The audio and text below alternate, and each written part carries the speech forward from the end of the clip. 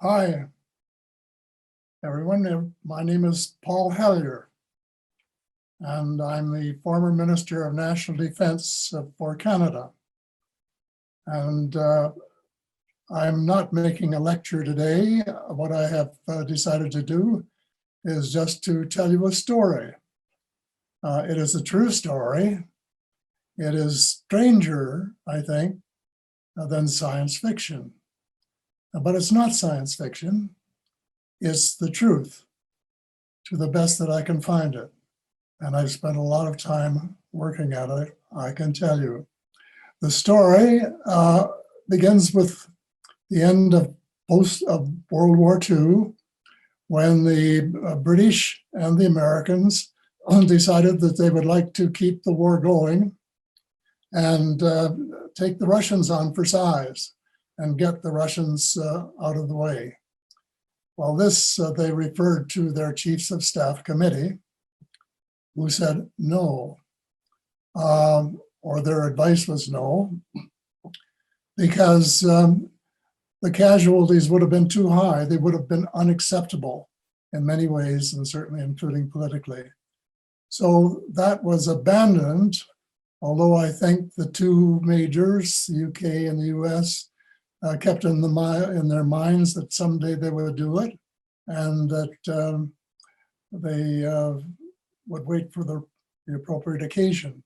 And of course, the Russians know that, and that may be one of the reasons that they're so mischievous sometimes in dealing with the UK and the US, is because they know that there's no real friendly relation between them. So right after the war, there were some Nazi scientists that were sort of up for grabs, if I may use a colloquial speak. And they were sort of shared ultimately between the United Kingdom, the United States, and the Soviets. And the Office for Strategic Studies in the US had a list that they wanted. So they went out to find these people that they would like to have. President Truman approved this program, but he said, was a caveat: don't take anybody who was very prominently involved or solidly involved in the Nazi Party. Well, as a former Minister of Defense and someone who understands how these things work, I can tell you that sometimes people don't pay any attention to their orders, and there was no attention paid here, and there were a lot of former Nazi scientists and engineers who were brought into the United States who had been very, very closely involved in the Nazi Party itself. And they were given new names, and they were given new CVs.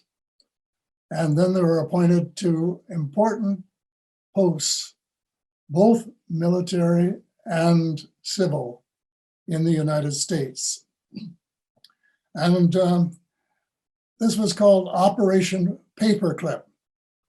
The reason was that the old CVs and the new CVs were tied together on a string or something with paper clips. And that's where the operation got its name. You can Google it and get it from Wikipedia, actually a pretty honest report of what actually happened at that time. Well, then, lo and behold, they found out, the Allies found out that the Nazis hadn't really given up. They had moved a lot of the scientists who were missing, the top scientists who were missing, and a lot of the U-boats, the most recent and up-to-date submarines, to the to Antarctica. And this was considered unacceptable.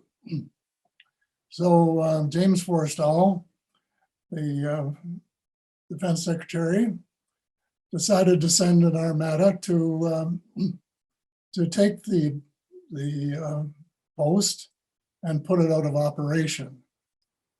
So we put together, and I think it was 13 ships, including one aircraft carrier, and 4,700 Marines who were under the command of Admiral Nimitz getting there.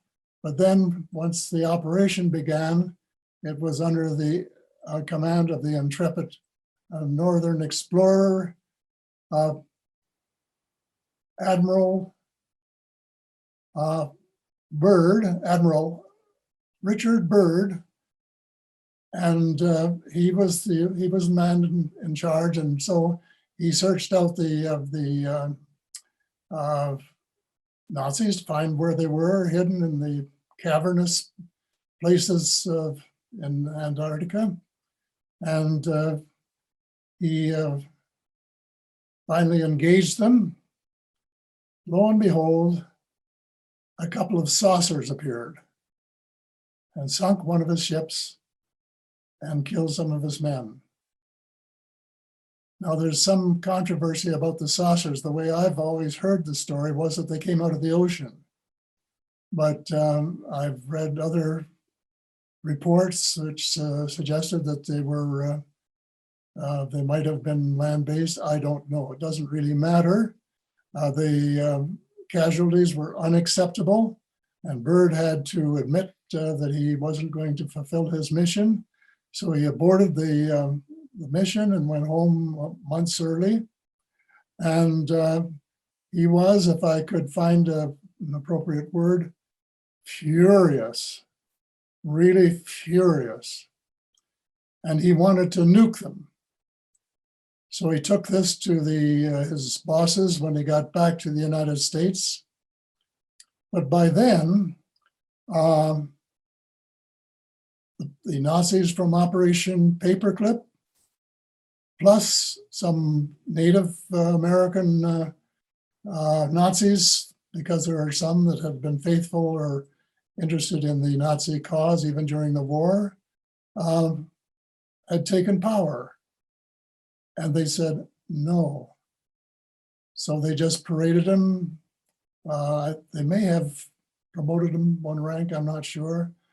But the decision was made not to take on the Nazi base, which was really sort of a government in waiting, sort of an alternate government that had been established during the war. And I had always thought it was only begun a couple of years before the end of the war, when the Nazis knew they were going to lose. But actually, I find out it was started in 1939, and they'd worked on it all the time. They'd even recruited a couple thousand Scandinavian ladies with fair hair and blue eyes to help build a colony there. I thought to myself, why limit them to fair hair and blue eyes? What's wrong with the beautiful dark-haired girls that I've known over the years?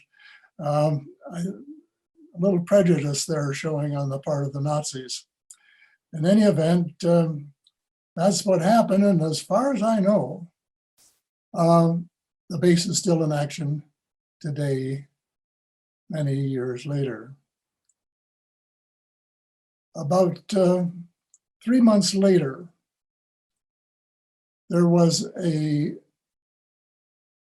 UFO crash at Roswell in New Mexico. Actually, there were two, and I have the coordinates in my files. I got them for the reason that I took over the Department of Transport in Canada after I gave up the Defense Department. And these were some files that had been left to me by my predecessor, and those coordinates, I guess, were part of them. So there were actually two crashes, but only one that was recognized immediately. And the base commander of the Army Air Corps base there, which had the bombers and with the atomic bombs in them, put out a press release. He had his person in charge of press relations write a press release and distribute it. And it said that they had discovered and retrieved a disc, I think was the word that they used. These reports were carried by the local papers, and you can even go back and take a look at them now if you're interested. But about 3 hours later, there was another press conference, and it was called by Brigadier General Roger Ramey, who was the colonel's boss. And he said, no, that was an error. It was not a disc that was recovered. It was a Roman balloon used for, all sorts of purposes of knowing what's going on in the atmosphere. And he had one there for the press to photograph. And this was reported in the Eastern papers, like the New York Times and the Washington Post and so on. So it became the truth. The first one was the truth. The second one was a lie. Not only that, it was the foundational lie for more than 70 years of consistent lying on this subject. And it still continues today. The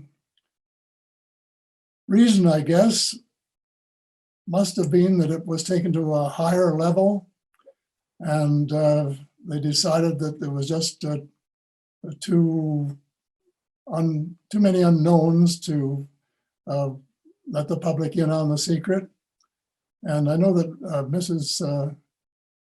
Ramey was very upset later in life that her husband was the one who had to take the rap for this false information that became so fundamental to the whole thing. And so it was a precedent that was approved, and I guess approved later by the MJ-12, known the Majestic 12, which President Truman had set up to be, in effect, the dictators with the dictatorial powers over this particular set of problems. Well, there was one survivor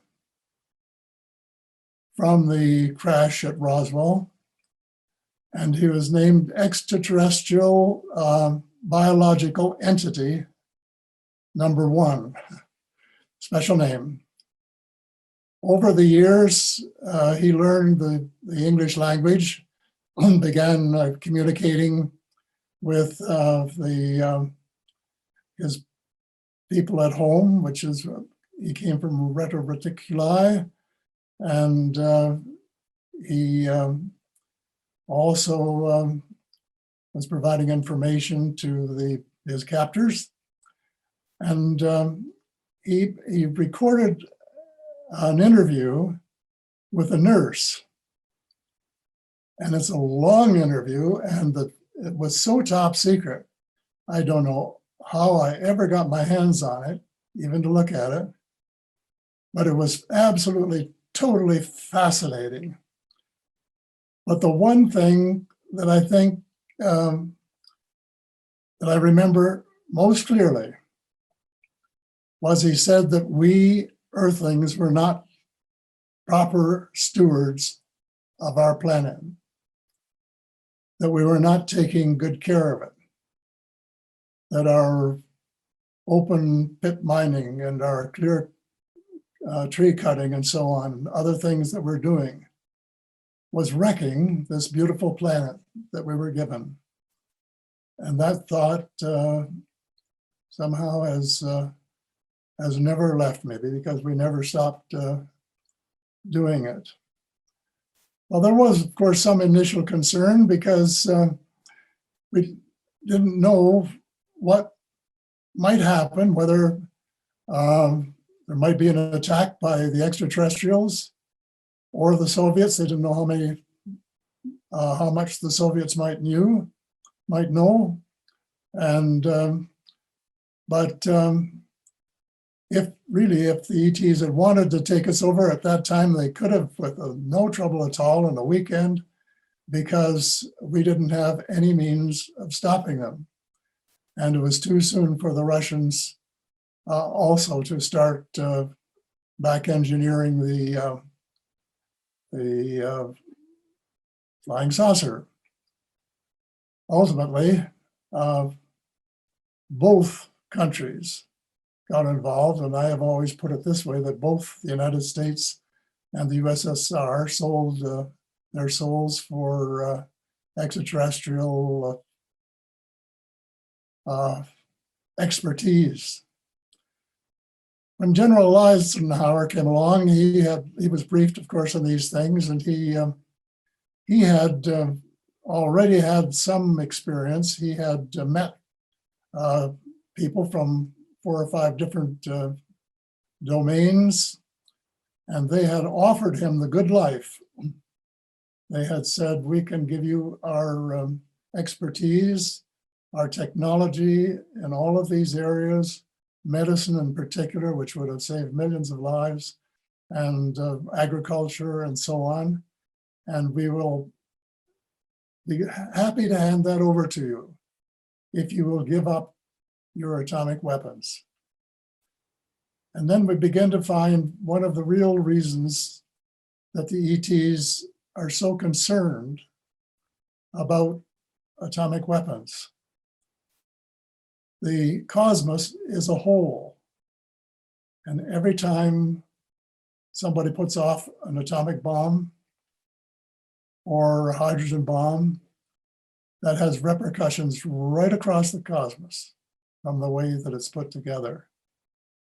And they were very terribly, terribly concerned after they found out that the first bomb had been detonated in 1945. And so, whereas previously there had been, of course, ETs coming to Earth, they became numerous. They became in numbers from all over, in order to write down all of the information, to catalog all of the information about every UFO silo, every depot for bombs, every manufacturing plant for bombs, uranium plants, and so on. And this has all been recorded by the people who have come from all over the galaxy, and perhaps beyond as well. So Eisenhower wanted to know, because the Nazi scientists from Operation Paperclip had got involved with the vehicle that had been retrieved at Roswell. And some of them may have actually been working on them in Germany back in the 1930s. But in any event, they were very involved and very, very, very brilliant people who knew what they were about. And they took the technology to the Western United States, to Nevada, I guess to get it out of sight of the politicians and the newspapers. But for whatever reason, that's where they set up their operation. And when General Eisenhower asked them what they were doing out there, he wouldn't tell them. Can you imagine? And he was, and I again, search for the right word, to say furious would be an understatement, because after all, he was the commander-in-chief of the Allied forces in Europe. And he had just been and was the president of the United States and the commander-in-chief of the US Armed Forces. And here somebody wouldn't tell him what was going on. So he threatened to send in the army from Colorado. And they heard that, they listened to that. So I think they agreed to give him 3 or 4 slots. Some difference of opinion as to whether it was 3 or 4. And those 3 or 4 people, I think, probably mostly from the CIA, but they were friends of President Eisenhower that he knew personally, were allowed in, and they took their look around, and they came back and reported just exactly what everybody was expecting. And that is that they were remaking, or back engineering, as we call it, the disk, and trying to find out what they had to do to duplicate it and or improve it, which was certainly something that they did in later years. So it was clear that Eisenhower had lost control. He realized he had lost control. I think he'd had Nelson Rockefeller help set up the system so that some of the information was flowing to industry, and that it had been set up to the advantage of industry for denial purposes. And so he was so concerned, he made that very powerful speech when he left the presidency. Said, beware of the industrial military complex. Beware. And probably if he was doing it over again, he would have even used more explicit language. But what he was saying was the ET file, UFOs, and all of the technology involved has fallen into the wrong hands. I'd just like to read 2 things that I have here on this question of who was running things, because the first one was that Dr. Stephen Greer, who, as you know, was one of America's best ufologists, told the story that President Clinton responded to a question by White House reporter Sarah McClendon, one of the senior White House reporters, who had asked him why he didn't disclose more about the UFO file. And his response, which I repeat verbatim, was, quote, "Sarah, there's a government inside the government and I don't control it." End of quotation. Can you imagine the President of the United States, presumably the most powerful person in the world, one with a finger on the atomic button, and not knowing what the forces under his control were doing? And once again, not being able to find out. And I think there's an even more telling phrase that I would like to read. It's very brief. from Senator Daniel K. Anhui, the late senator, who said this: "There exists a shadowy government with its own Air Force, its own Navy, its own fundraising mechanism, and the ability to pursue its own ideas of the national interest, free from all checks and balances and free from the law itself." Can you imagine? Absolute, I don't know what you can call it, transfer of power from what is supposed to be a democracy, from the democratic government. So in effect, there has not been one president who has ever been taken on a tour of Areas 51 and S4 and so on. I think maybe one of them might have landed, President Obama might have landed at Dulce Airport, but certainly didn't get the royal tour, I am sure. And not one Congress that has really known what's going on and what they have been financing and who's behind it and what the purposes of the expenditures are. And this is a total dereliction of duty under the Constitution of the United States.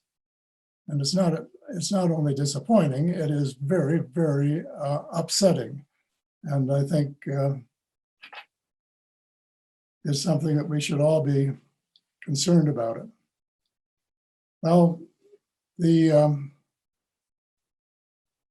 I was a bit sympathetic about the secrecy in the early days because I can understand being in a position where you didn't know who your enemies were and whether they were powerful or whether they weren't. So that I have learned to accept. But after the Berlin Wall came down, and it was no longer a question of the Soviets as enemies, there was no further use for all of this apparatus that was being put together. And we should have had a peace dividend. And the peace dividend should have involved enough money to solve all of the outstanding ordinary problems of the world, and agriculture and food and housing and all of these things. Instead, we got more of the same. Decision was made, obviously, not to divulge and to carry on with the programs that had been underway. There were some heavy hitters who really thought that the truth should come out. And they included Robert O'Dean was his name, who had been in the Army as a lieutenant, took a demotion to go to the supreme headquarters of the Allies in Europe and become regimental sergeant major, which is a very important job, as anybody who has ever been in the military will know. And so he was, and he had a very, very high security clearance, which you have to have in order to get a job like that. So he was sitting there looking bored one night, and his boss, the colonel, said, "Here, read this." And he gave him a document to read. And when he read it, he was astonished, upset, and his life was changed forever. There had been an incident. 50 UFOs had flown south across Europe in the 1960s. I think it was 1962. And the commander-in-chief, I think it was General Lemnitzer, who was a friend of mine, was just about to press the panic button when all of a sudden they turned around, they did a U-turn and went back up over the North Pole. And you can say, thank God for that. And he knew that they were not Soviet, so he ordered a look at what had happened, and he asked for a report. It took 3 years to write. I think there were 3 countries involved, and in the end, the conclusion was that there had been at least 4 species of UFOs coming into the Earth for thousands of years. And it was called the assessment. I think when Odin got out of the forces, he traveled around the world and told anyone who would listen, which he had read in this book, which has no title, it's just called An Assessment. And he was a great patriot, in my opinion, a wonderful man, great character. And he was one of the people that confirmed as to what was going on. Well, then there was a chap by the name of Branton. That wasn't his real name, it was a pseudonym. But he put together a group which did a lot of real digging to find out what was going on. And he probably found out more than any other person or group of persons. And I think they produced what they called the Omega file. If you ever get a chance to get a copy of it, get it, because you'll then, if you read it, know more than 99% of all the people, including most of the top generals and admirals and so on, because it was really very, very thorough. And they looked at these underground facilities, and they checked out the cities that were being built underground and the tunnels and so on. And they came across one person who was extremely well versed in these areas, who was Phil Schneider. And Phil Schneider was a geologist who had worked down there and who had become totally disillusioned by the New World Order, which he heard about, and which involved depopulation. And so there was something that he knew that most people didn't, and that was about the Dulce base. The United States had built a base at Dulce for the use of the Ebens, and it was, I think, either 7 or 8 stories high, all underground. So you had to have a top secret clearance to get in your car and park at the top level. And each level down was higher clearance. And it was almost impossible to get clearance for the lower levels, where they had people in cages and so on, including people who seemed to be off their rocker and possible specimens for experiments and medically experiments similar to those being carried out by Hitler in the 1930s, because it was really the same group that was involved. And somehow they managed to get one name out and found that it was a missing person. And the whole thing came to a head eventually when Zbigniew Brzezinski was briefing President Carter. And Carter was, I don't know what kind of a word I would use. He was one of the more moral of recent presidents, but he was not only astonished, he was totally repulsed to find out what was going on down there. And so he got the best of the best to ready to go in. They didn't even tell their commanders. And so they attacked. They freed most of the women. They freed most of the people. Eventually, someone pressed the button and the whole place blew up, which it had been planned for. And there were only 40 people who survived. And Phil Schneider was one of them. And I saw him talk a couple of times. And he was so upset because he was such a real patriot, one like you'll seldom see. He loved the United States of America. He hated the idea of a new world order and its plan for depopulation. And he was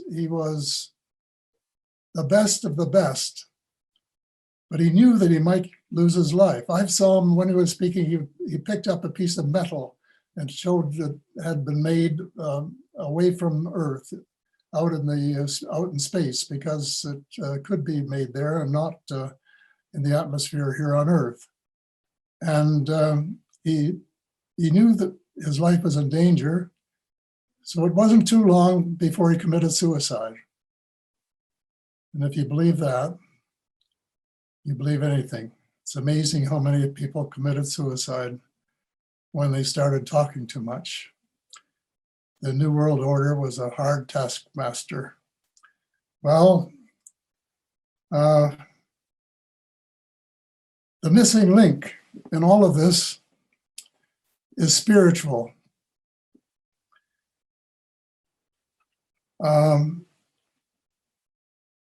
You have all of these terrible things happening, pandemics, and space forces.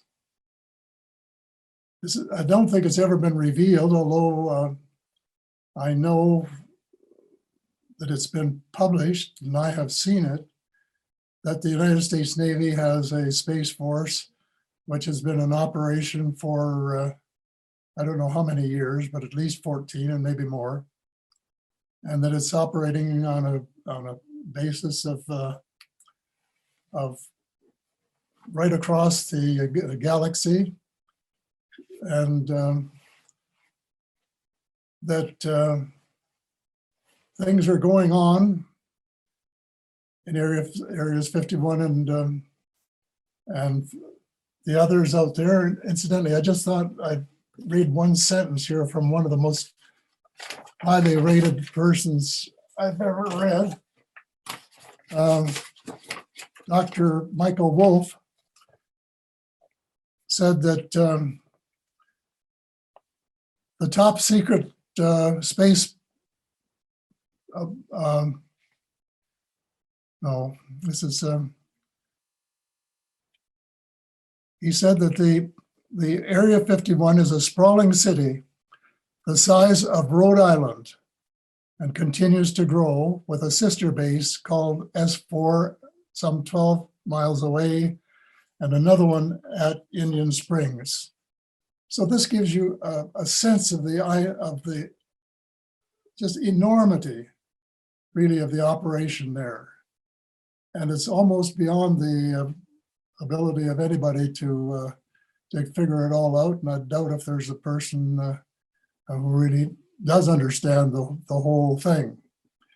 But with all of these terrible things going on, you can come to the conclusion that God is dead. That is not so. He is alive and well and everywhere.